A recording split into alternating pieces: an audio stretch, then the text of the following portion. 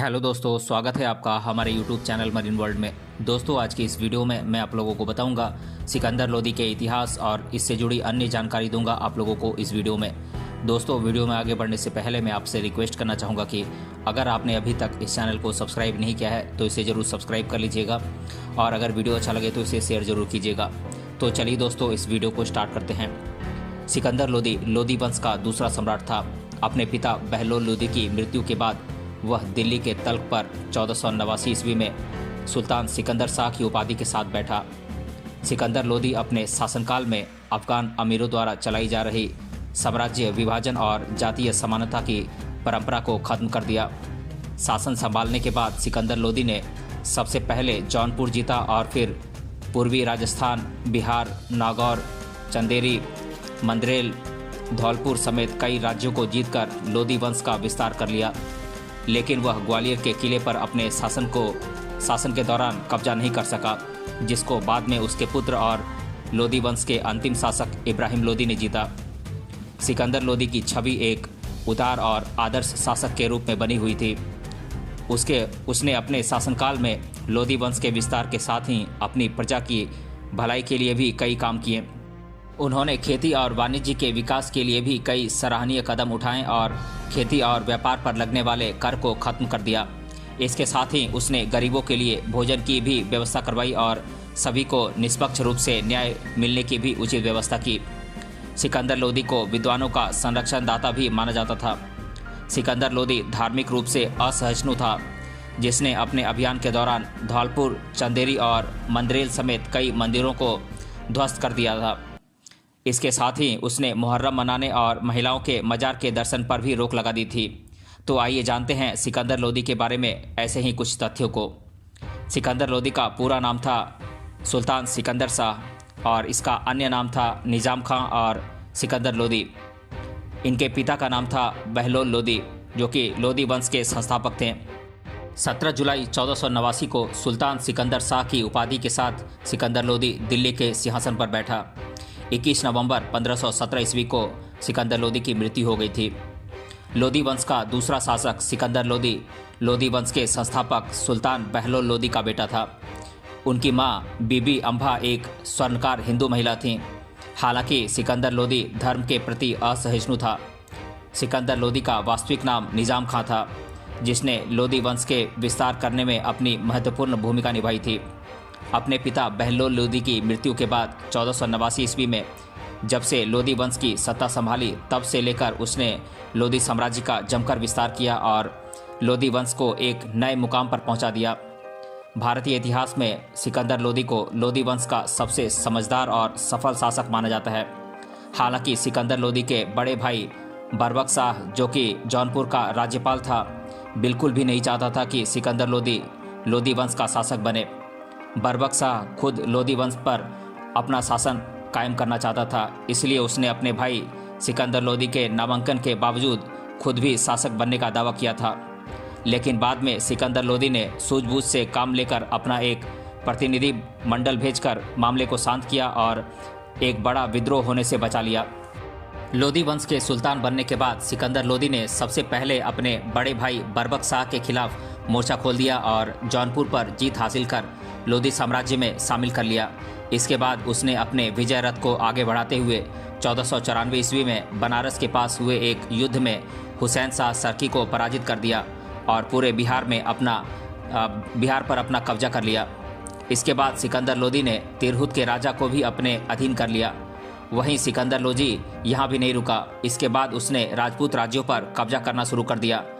सिकंदर लोदी ने सबसे पहले नरवर, चंदेरी, नागौर, मंदरेल, उत्तरेरी, धौलपुर राज्यों पर विजय प्राप्त की। इसके बाद सिकंदर लोदी ने राजपूत राज्यों पर नियंत्रण बनाए रखने के लिए 1504 ईस्वी में आगरा को बसाया और यहाँ पर बादलगढ़ का किला बनवाया और आगरा को अपनी राजधानी बना लिया। वहीं सिकंदर लोदी की ग्वालियर के किले पर शासन करने की ख्वाहिश उसके जीते जी तो नहीं पूरी हो सकी। इसके बाद उसके पुत्र इब्राहिम लोदी ने ग्वालियर पर जीत हासिल की। सिकंदर लोदी लोदी वंश का सबसे सफल और योग्य शासक के रूप में उभरा। दरअसल उसने अपने शासनकाल में न सिर्फ लोदी वंश का विस्तार किया था, बल्कि उसने अपनी प्रजा की भलाई के लिए भी कई महत्वपूर्ण काम किए थे। उसने देसी अफगान नवाबों को भी अपने नियंत्रण में रखने में सफलता हासिल की थी। सिकंदर लोदी के पिता बहलोल लोदी ने अपनी मृत्यु के दौरान अपने साम्राज्य को अपने पुत्रों और करीबी रिश्तेदारों में बांट दिया था, जिसे सिकंदर लोदी ने काफ़ी संघर्ष और लड़ाइयाँ लड़ने के बाद फिर से एक सफल राज्य बनाया। सिकंदर लोदी ने अपने शासनकाल में कई महत्वपूर्ण काम किए थे, जिससे उसके राज्य की शासन व्यवस्था में काफ़ी सुधार हुआ। सिकंदर लोदी ने अपने शासनकाल में कृषि व्यवस्था में सुधार करने के भी काफ़ी सराहनीय प्रयास किए। उसने अनाज से चुंगी हटवा दी थी, जिससे खाद्य वस्तुएं सस्ती हो गई। इसके साथ ही उसने खाद्यान्न से जकात कर को भी हटा दिया था। सिकंदर लोदी ही लोदी वंश का इकलौता ऐसा सुल्तान था जिसने जमीन से गड़े हुए खजाने से कोई हिस्सा नहीं लिया था। सिकंदर लोदी ने अपने शासनकाल में भूमि के लिए एक प्रामाणिक पैमाना गज ए सिकंदरी का प्रचलन करवाया, जो कि 30 इंच का था। सिकंदर लोदी ने अपने शासनकाल के समय में व्यापारिक करों को भी हटा दिया था और राज्य में कड़ी कानून नीति के तहत व्यापारियों को संरक्षण प्रदान किया। सिकंदर लोदी ने एक दयालु और उदार शासक के रूप में अपने शासनकाल में गरीबों के लिए फ्री में भोजन की व्यवस्था की।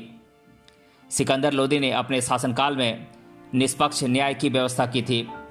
जब सिकंदर लोदी ने शासन संभाला तब उन्होंने दिल्ली में जमकर विकास करवाया, उसे एक सफल राज्य बनाया। सिकंदर लोदी ने अफगान सरदारों पर नियंत्रण करने में सफलता हासिल की। सिकंदर लोदी ने अपने शासनकाल में शिक्षा को महत्व दिया और इसके लिए उसने कई मस्जिदों को सरकारी संस्था के रूप में विकसित कर उन्हें शिक्षा का केंद्र बनाया। इसके अलावा उसने मदरसों को भी राजकीय संरक्षण में लिया और वहां गैर धार्मिक शिक्षा भी दी। सिकंदर लोदी फारसी का ज्ञाता था।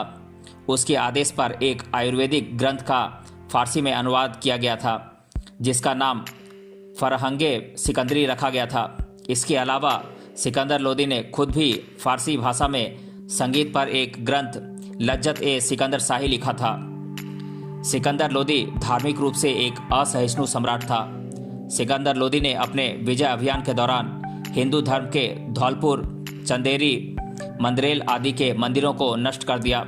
इसके साथ ही उसने इस्लाम में महिलाओं के पीरों और संतों के मजार पर जाने पर रोक लगा दी थी। यही नहीं, सिकंदर लोदी ने अपने शासनकाल में मुसलमानों को मुहर्रम मनाने और ताजिया निकालने पर भी रोक लगा दी थी।